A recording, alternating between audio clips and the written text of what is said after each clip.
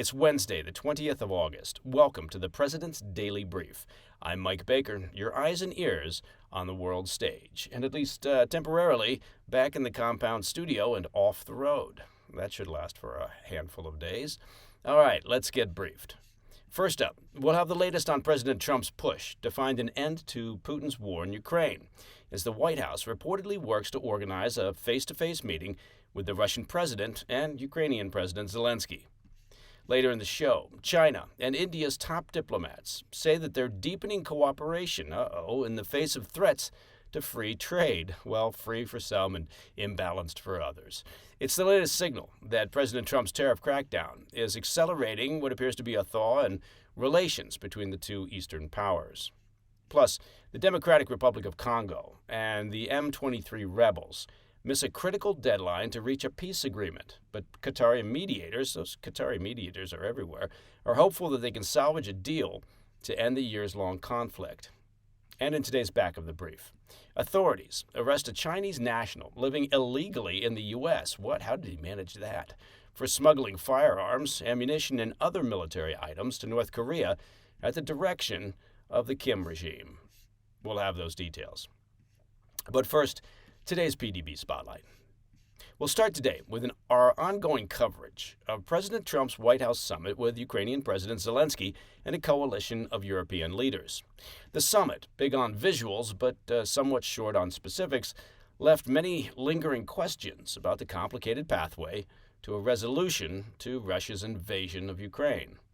As we discussed on yesterday's PDB, Monday's gathering was a largely well-mannered affair, leaving many observers with the impression that progress might finally be made to find a settlement to the bloody conflict. Although, to be fair, well-mannered affairs in the world of diplomacy often translate into little or no action of consequence. President Trump pledged post-settlement security guarantees for Ukraine for the first time, though he stressed Europe would need to take the lead. He also took a break from the day-long meetings to speak with Vladimir Putin, and later said he was working to arrange a direct meeting between Putin and Zelensky, which he hopes will precede a trilateral summit. But despite the talk of potential breakthroughs, the day was light on details. However, on Tuesday, we got a little more clarity. Regarding security guarantees for Ukraine, Trump definitively ruled out putting U.S. troops on the ground, but said the U.S. might commit to providing air support as part of any settlement deal. That could mean anything from providing missile defense systems or possibly air support to enforce a no-fly zone.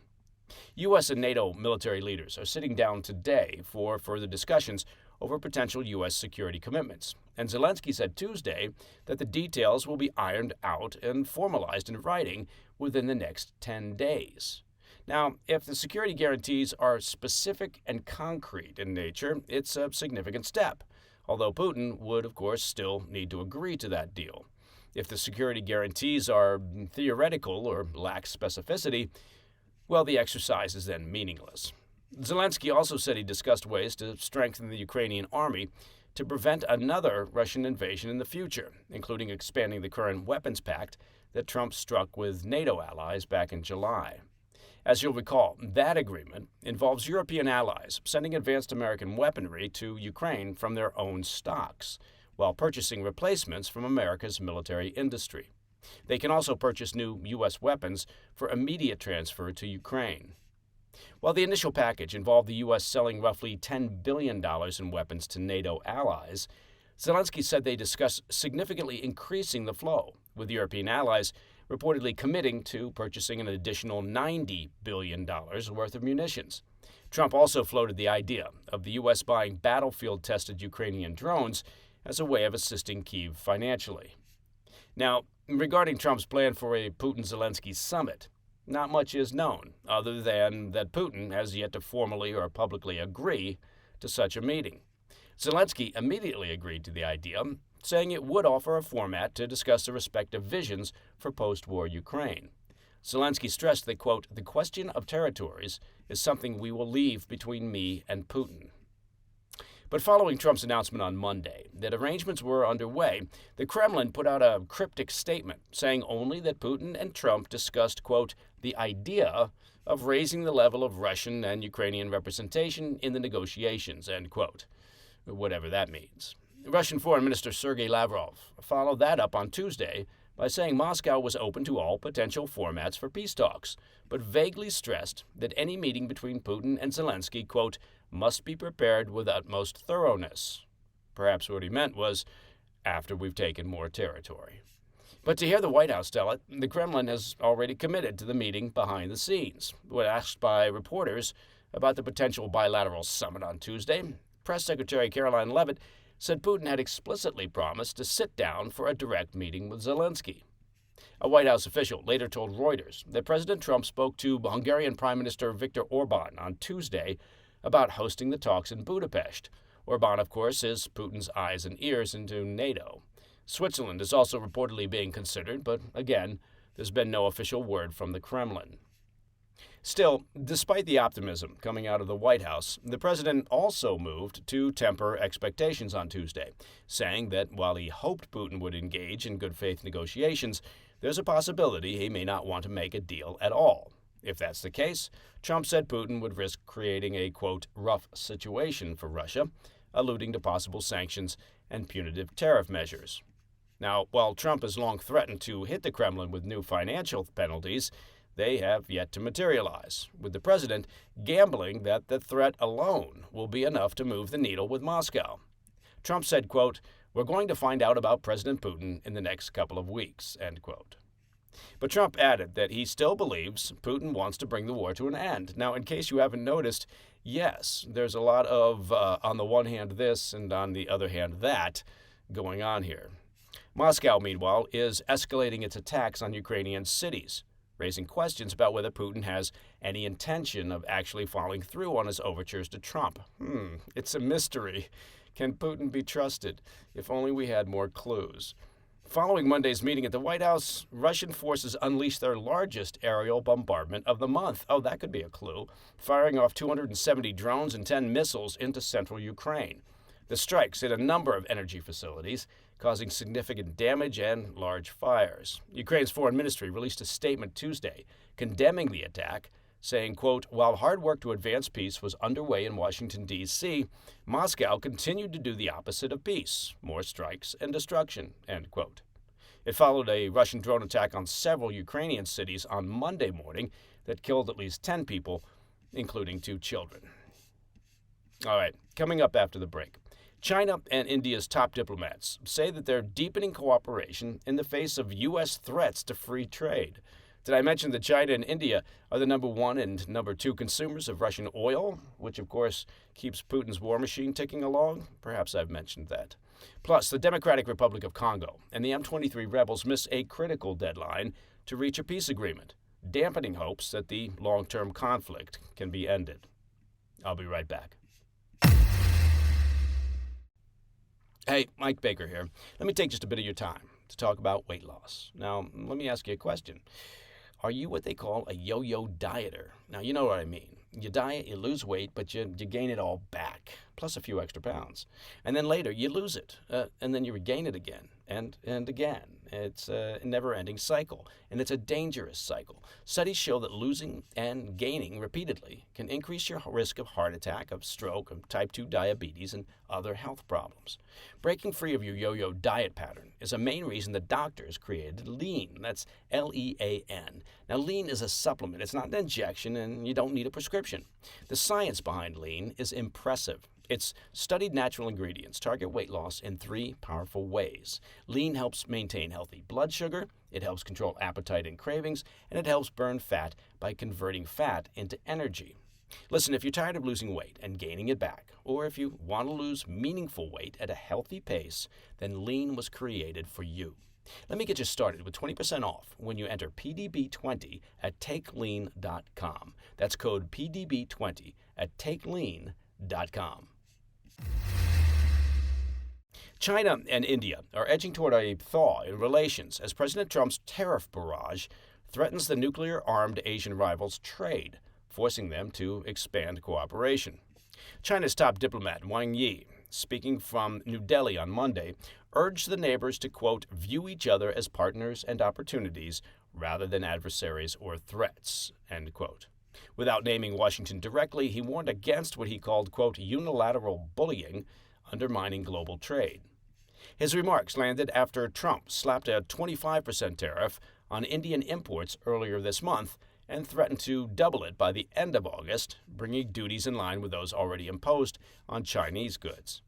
As we've covered here on the PDB, Trump's decision singled out New Delhi for its large-scale purchases of Russian oil, a move that some analysts say is jeopardizing what was once billed as a natural alliance against Beijing. India's foreign minister responded to his Chinese counterpart in kind, stressing that differences must not, quote, become disputes nor competition conflict, and pointed to progress on trade, border commerce, pilgrimages, and people-to-people exchanges. On Tuesday, Indian Prime Minister Modi himself met Wang and hailed, quote, steady and positive progress in bilateral ties. He confirmed that he would attend a Shanghai Cooperation Organization summit in China later this year, in what would be his first trip to the communist country in 7 years. I'd like to point out that an Indian official was quick to emphasize that those meetings had been planned for some time and were not merely a reaction to Washington tariffs. But regardless, the timing is hard to ignore. The outreach reflects a tentative step forward from their worst crisis in decades, a 2020 border clash in the Himalayas that killed 20 Indian troops and 4 Chinese soldiers. In its aftermath, both sides massed tens of thousands of soldiers along their disputed frontier, with repeated rounds of military talks failing to ease tensions. Only last October did an accord open the door for Modi and Chinese President Xi Jinping to meet in Russia. Since then, Beijing has allowed Indian pilgrims into Tibet, and New Delhi has resumed visas for Chinese tourists. Earlier this week, India's national security advisor praised, quote, peace and tranquility along the frontier. Still, no one expects breakthroughs on the most entrenched disputes. Trump's trade war has added urgency to the rapprochement. Oh, look at me and my French accent. India and China both see the need to lean on one another as tariffs squeeze their massive economies. Their bilateral trade stands at about $130 billion, which is roughly the size of U.S.-India commerce, but it's heavily tilted toward Chinese exports. India's burgeoning manufacturing sector, particularly in electronics, depends on Chinese parts. That's a reliance that some in New Delhi see as reason enough to steady relations with Beijing. Still, the fault lines run deep.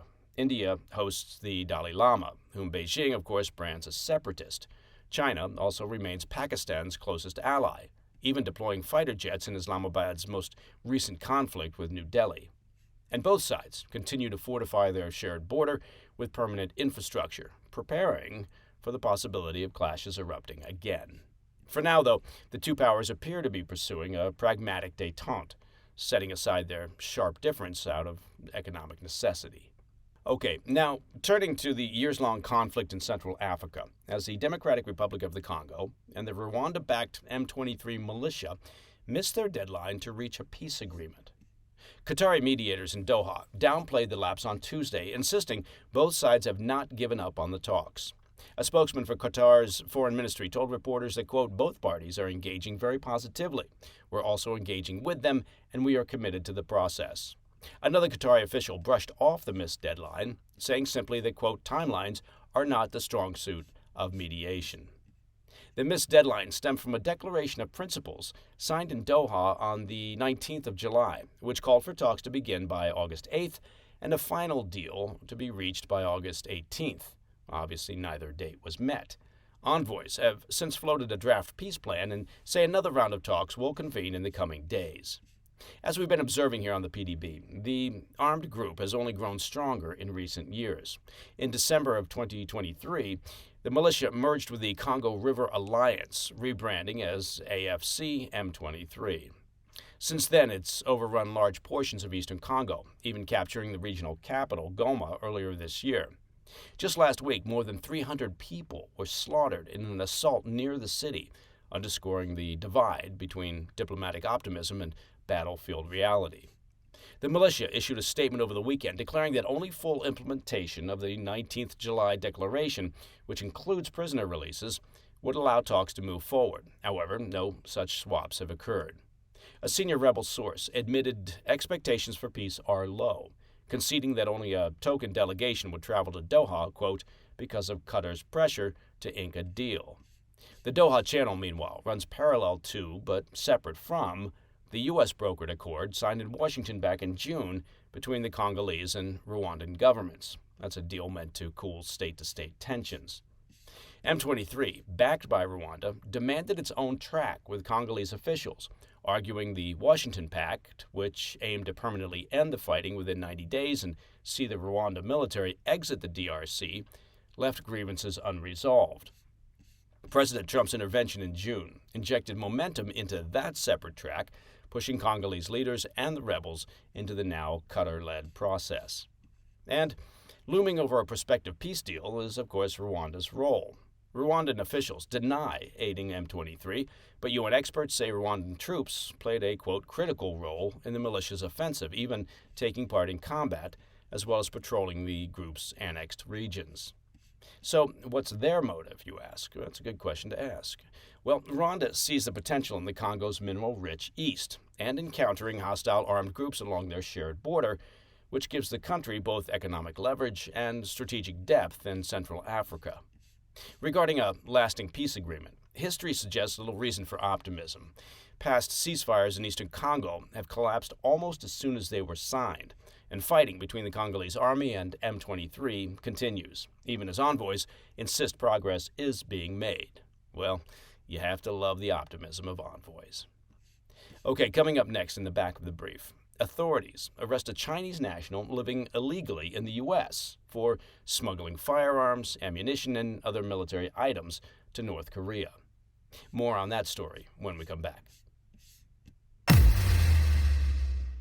Hey, Mike Baker here. Let me ask you a question about personal finances.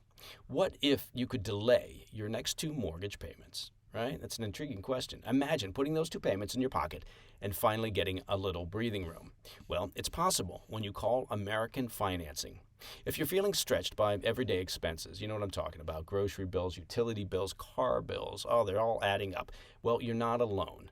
Most Americans, many of them, are putting these expenses on credit cards, and for many, well, they don't seem to see a way out.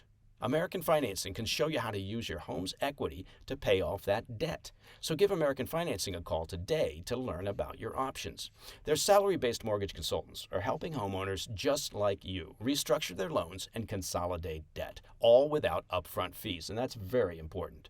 And their customers are saving an average of $800 a month. Now, I'm not a rocket scientist, but that's something like a $10,000 raise.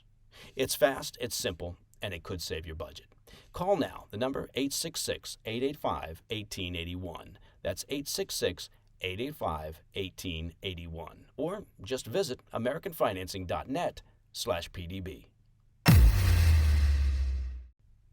In today's back of the brief, the Justice Department has dismantled a $2 million arms smuggling scheme, sentencing a Chinese national living in the U.S. illegally to 8 years behind bars for funneling weapons and technology to North Korea.